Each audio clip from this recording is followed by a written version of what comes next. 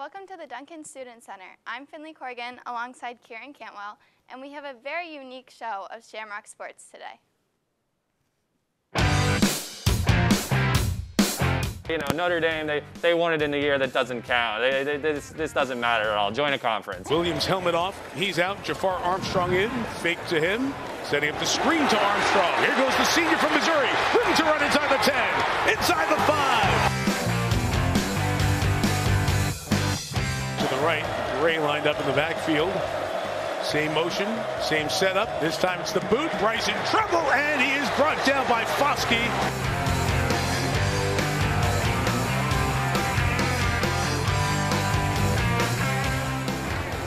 Now they will go. Yep, bouncing outside. It is Kyron Williams. He will go the distance. Notre Dame touchdown, Kyron Williams.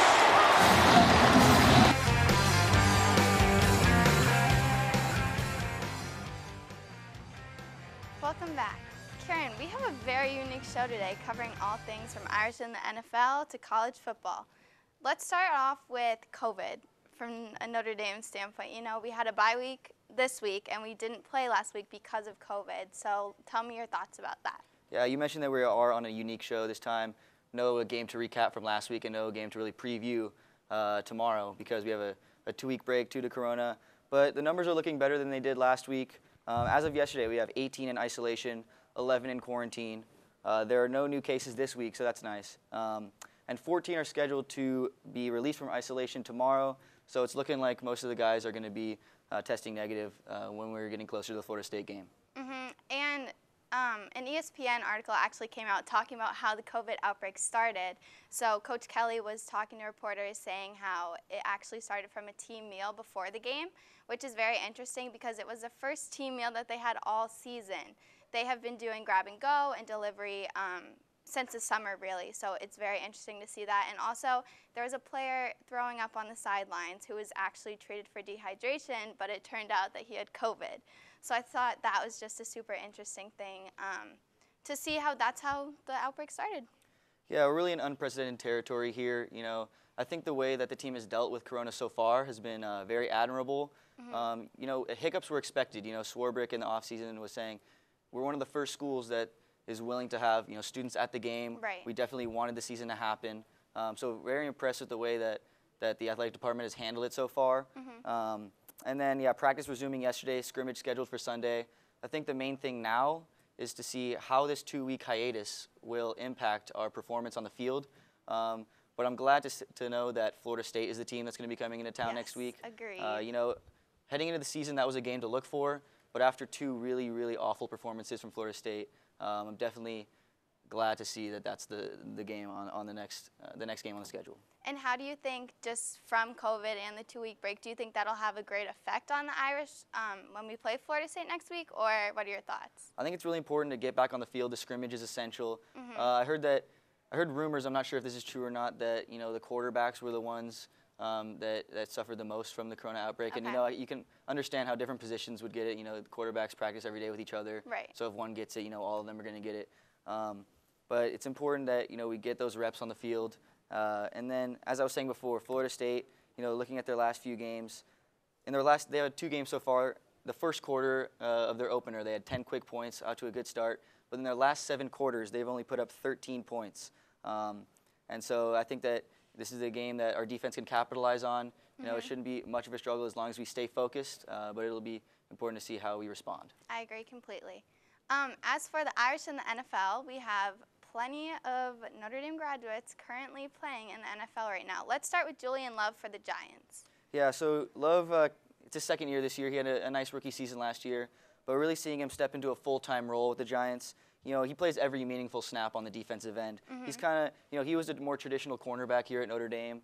Didn't really roam at safety very much, but they're using him as a multi-dimensional defensive back this year. And he had a great game in a close loss to Chicago, week 2. He intercepted a pass, deflected another, so his presence was felt there. And then last week, you know, we saw the Giants. They got blown out by the 49ers. Right. But he did a really good job. He had 10 solo tackles. You know, anytime that you get double-digit tackles as a defensive back, you know, that's a very good game. But I would say that stat is more indicative to how poor the Giants' front seven is. But really impressive to see Julian Love getting the snaps that he got here at Notre Dame in the NFL.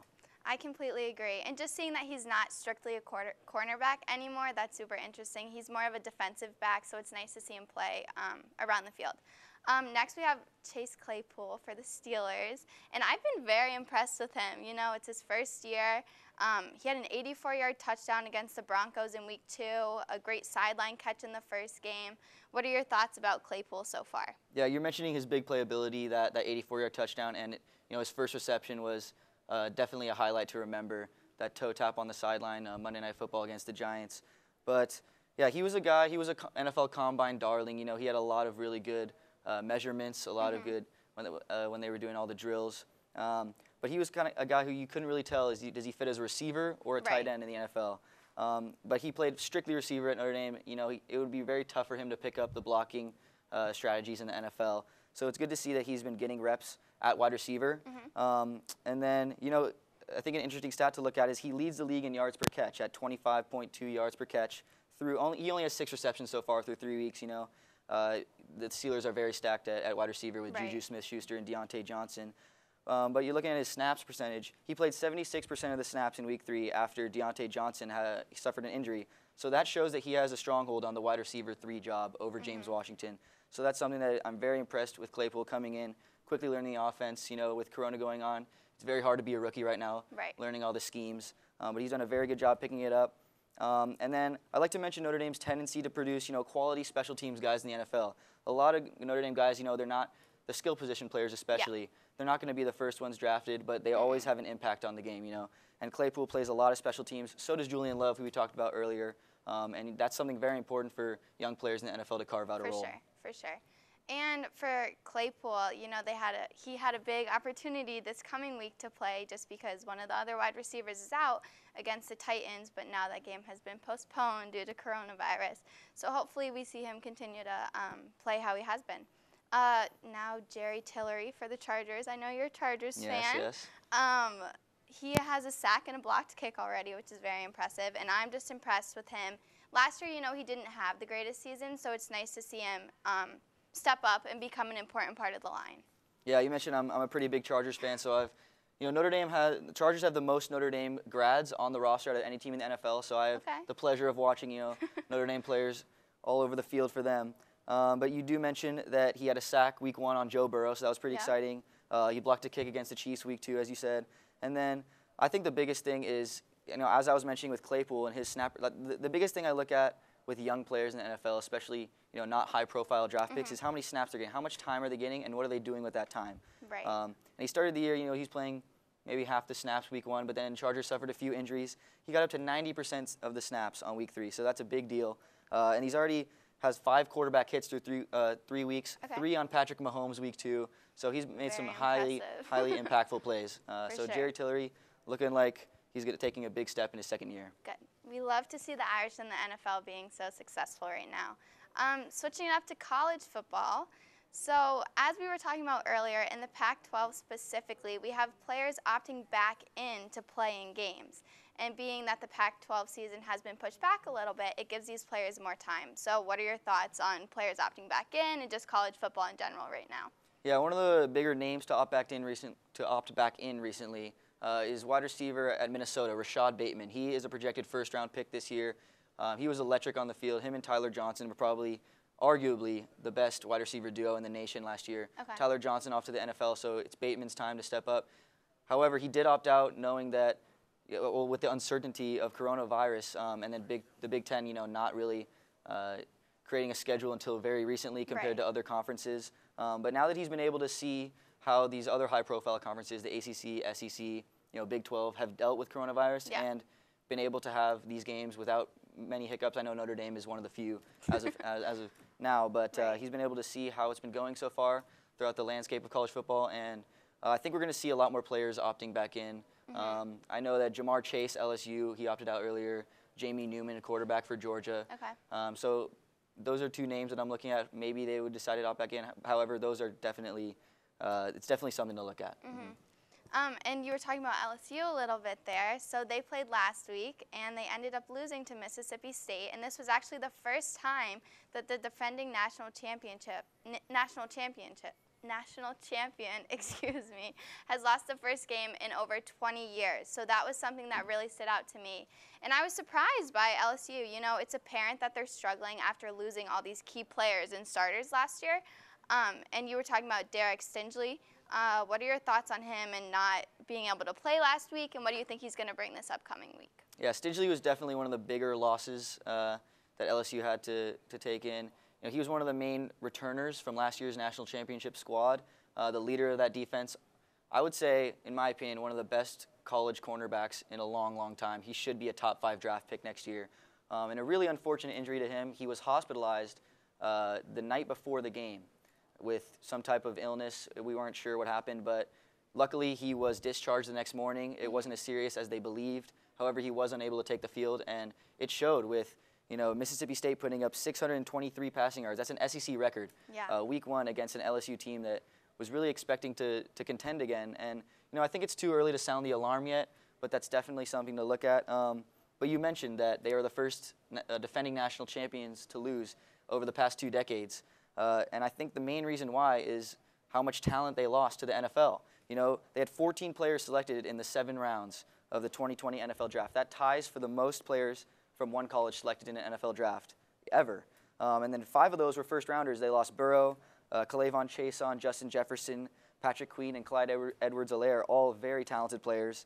And then their 2 second-rounders were both in the defensive backfield. So, you know, you can really see that the corners and the safeties, without Stingley and Delpit and Christian Fulton, the 2 second-rounders, that secondary really needs to get a little more experience under their belt. I'd like to see a little improvement because, you know, I want to see big primetime games between LSU and the other SEC powerhouses, but right now they definitely need to shore up that defense. I completely agree. And we were talking about how in round 2 we lost 2 defensive backs, so it makes sense that Mississippi State was able to put up 44 points against LSU because we lost these big guys. And Miles Brennan, the LSU quarterback during that game, had 3 touchdowns and 2 interceptions. I was not very impressed with the 2 interceptions part of that, and a 58.7 completion rate. What are your thoughts, just like on him in general? I mean, Miles Brennan, he's coming in for Joe Burrow. That's got to be one of the most difficult people to take over for, you know, after such a record-setting season, an electrifying Heisman campaign. But Brennan, I don't think he played too poorly. You know, those 2 interceptions, he made some bad mistakes. You can't turn the ball over, especially not in the SEC. But I want to put some emphasis on Mississippi State's offense. You know, that is an absolute transformational offense under Mike Leach. You know, he comes over from Washington State. I was very intrigued to see how the air raid was going to work in the SEC. You know, he was very successful with it in the Pac-12 at Washington State. Right. And then I think the main thing to look at, you see KJ Costello with those passing yards, but a lot of those are to the running backs. You know, they have one of the most electric running backs in the SEC, Kylan Hill. He's been really good there for the past 3 years. And he had over 150 receiving yards out of the backfield, something that, you know, isn't really seen too often, especially in college football. But I think it was a great first impression for Mike Leach. I think that the air raid offense has a lot of potential in the SEC. They haven't really seen anything like it. And then I definitely consider Mississippi State a threat in the SEC now. It's been a long time. I haven't really been a threat since Dak Prescott in those days. But I think Mike Leach can bring them back. And their kicker went 8-8 last week, which is very impressive, a transfer from Arizona State. So that was definitely nice to see as well. Another upset that we had last week was Oklahoma and Kansas State. Oklahoma was up 35-14, and Kansas State went on a 24-point run. So, Kieran, tell me a little bit about that. Yeah, just an absolute collapse from Oklahoma, one of the most consistent teams over the past, 5 to 10 years. It seems like they get a new electrifying quarterback every single year. This year was Spencer Rattler. You know, he's coming in as one of the most highly recruited players that Oklahoma has ever had. And he started off very well. You know, I think he was 16 for 18 at one point with 4 touchdowns. However, those 2 early incompletions, both interceptions. And I think that was the key difference. I think a stat that you got to highlight in this game is that Kansas State had only 10 first downs and Oklahoma had 28. That is, if you're looking at that, how is it possible that Oklahoma loses while only giving up 10 first downs? And you look at the turnover margin. Kansas State didn't turn the ball over at all. That's how you win games. And Oklahoma turns it over 4 times. So even though Rattler started off on fire, he couldn't string together any drives when it mattered. And, you know, like I was saying with LSU, I think it's a little early to sound the alarm. Oklahoma seems to lose a trap game every year. You know, when Baker was their quarterback, they lost They went into Iowa State and lost. I believe they lost to Kansas State last year. Yeah. You know, still made the playoffs both years. So while this one is coming a little earlier in the season than they have in the past, I think that Oklahoma fans should be they should have a little rest assured because Oklahoma has done this in the past. Right, and I agree. And it's still early, you know, we can see. They're a very talented team, obviously, so it'll be interesting to see how the season progresses for them. Another interesting fact that I found from that game was Oklahoma, their first punt was not until the fourth quarter, and it happened to be blocked. So that was just very unfortunate for them. Yeah, especially mentioning that blocked punt. That's a great way to get back in the game for Kansas State. Nothing that brings energy to a sideline more than a blocked punt Sure. that gives you good field position. So Kansas State, I was very surprised that this was the trap game that Oklahoma lost, especially because Kansas State lost their home opener to Arkansas State, who's not even a Power 5 team. So that was a little concerning, but you know, I want to see how Oklahoma can rebound and how Rattler can move on in his first few starts as a Sooner. For sure. And just going off of the blocked punt, in the Texas Tech game, there was a beautiful onside kick that Texas recovered. Yeah, that game was, you know, if it's not the craziest game of this year, I would be shocked because that game was absolutely insane. A final of 63-56 in overtime. You know, there was, I believe Texas was down 15 points with 3 minutes to go. They quick drive to score a touchdown. With Sam Ehlinger, you know, that offense is very potent. They can score in a matter of seconds. For sure. And then, yeah, you mentioned that onside kick. You know, it was, you know, we saw a crazy onside kick earlier in the NFL season with the Cowboys. It wasn't really like that one. It was more of a conventional one. They were going for the big bounce, but one of the Texas Tech guys, I believe he was on the front line, so he was one of the guys supposed to be blocking.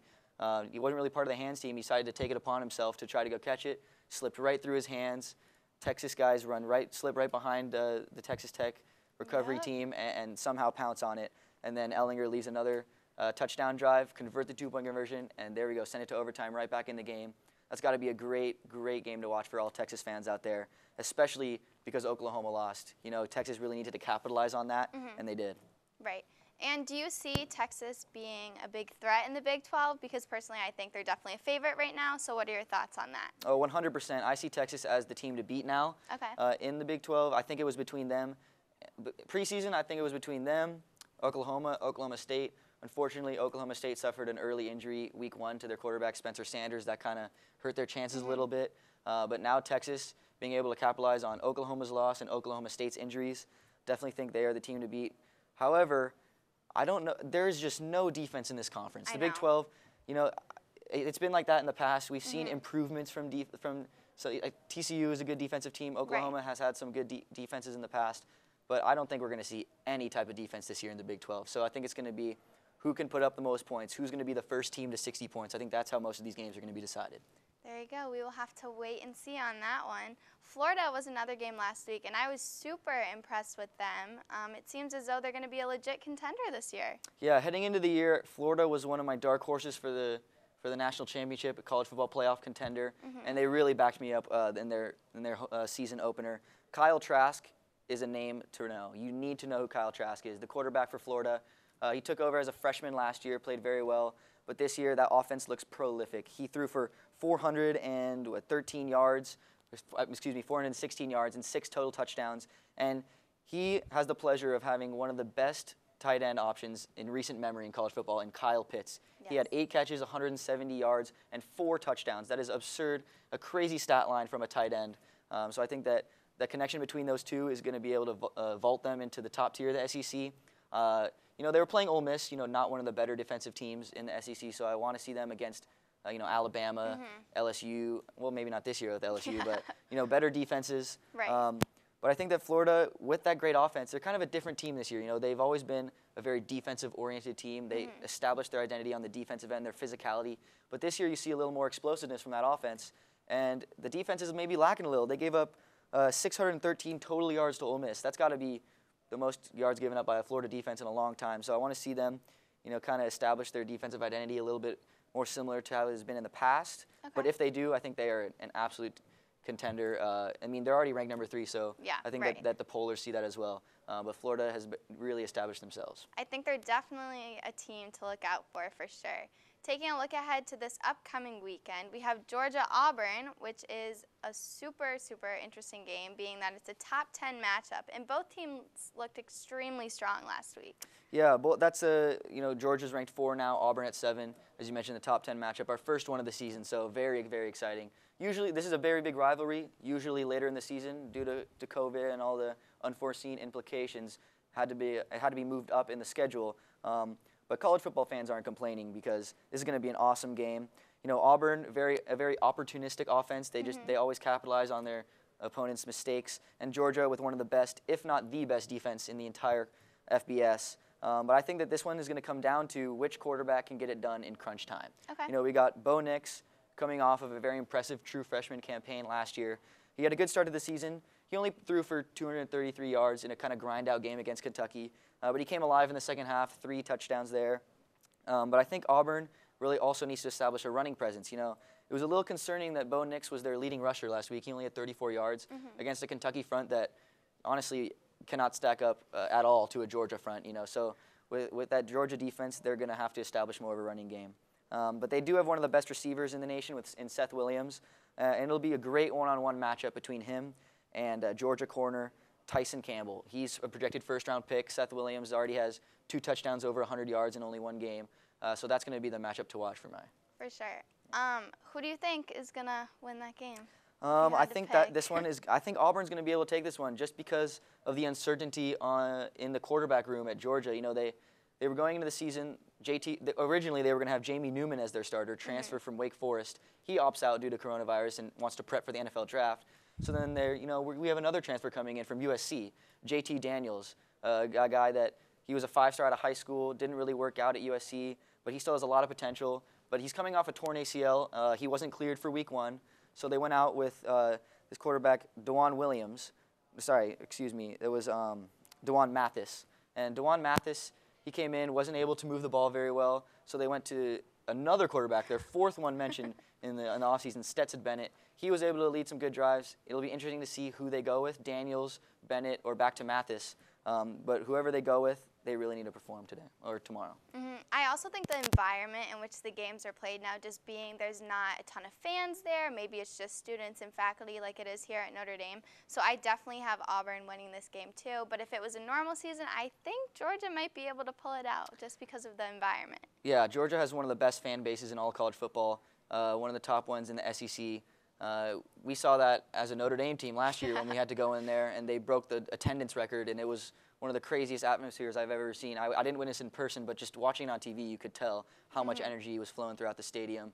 And, you know, Georgia's letting a few fans in, so it'll still be, you know, they'll have a little bit of home field advantage, but definitely not as much as in a regular season, as you mentioned. Yeah. For sure.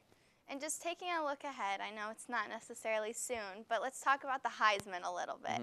We have Trevor Lawrence, Justin Fields, Kyle Trask. What are your thoughts? Who do you think is going to be the leader in that? Yeah, so this year I think that the Heisman is going to come down to which team performs the best. And I think it's going to be a quarterback this year. I think the only running back, well, in the offseason, I think there were 2 running backs that were considered. You had Travis Etienne from Clemson and Chuba Hubbard from Oklahoma State. But as I mentioned earlier, Oklahoma State suffered a tough injury to the QB.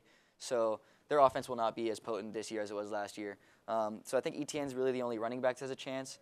But I think that a quarterback will definitely take the award this year. You mentioned Trevor Lawrence. Great start to the season. He has an 81% completion percentage, 14 yards per attempt, and already 7 touchdowns in 2 blowout games where he barely had to play in the second, third, fourth quarters. I think Lawrence is definitely the front runner. Fields still has to be mentioned. I know that the Big Ten has just announced, you know, they're coming back. He hasn't been able to step on the field yet. He's just getting his practice reps in now. But Fields is too talented to not, he's too talented to ignore at this point. Yeah, for sure. And then, yeah, you talked about Kyle Trask. He has definitely supplanted himself in that race. Sam Ellinger, as we were talking about earlier. And I think a name that, you know, we haven't really talked about today is De'Aaron King. He's the quarterback over at University of Miami. And Miami has already played 3 games and, you know, absolutely blown the door off the other team in all 3 games. They played Florida State last week in game day, and it was 35-3 or I believe 38-3 at halftime. It wasn't even close. But he's transferred over from Houston. He had one of the best statistical seasons over 4 years at Houston. Unfortunately, suffered an injury, so he's a grad transfer now. But I think if Miami can establish themselves as a serious contender in the ACC, that De'Aaron King could definitely get some looks at the Heisman race. And I think, I think it's important that we also look at Ian Book. I know he hasn't really had great statistical games so far in the 2 games, but our offense has looked good. It looked okay against Duke. It looked great against South Florida, but I definitely think that Book is a name to look at if Notre Dame is able to take on Clemson.